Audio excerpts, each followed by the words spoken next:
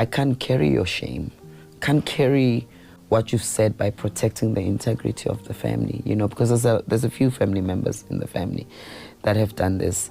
And I remember when one was doing the grooming, I already knew the red flags, and I never went and visited because I could see the pattern, right? I started to study the pattern. I read so much about sexual abuse. Why wasn't it so? It was uncomfortable. Why wasn't it so? Until 3 years ago when I became intentional about healing the inner child that's wounded, right? Not just going to heal the pain of me that's experiencing it now, but that girl that went through that. And that's the power of inner child healing. So when I went there and I learned that my body needed to respond, you know, with that sensation of pleasure to protect me.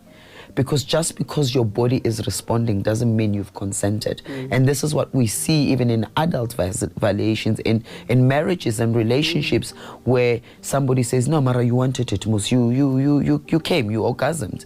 You know, and this is what happened because one of the relationships I had as an adult, and this is when I was a Gogo Dineo. This is when I separated from my husband. One of the relationships I had was with an abuser. But who was that? It was the little girl, because when we don't heal what has happened to us, we'll continuously seek it because it feels familiar. Because when you've been groomed, violence feels safer than peace, because peace feels like boredom.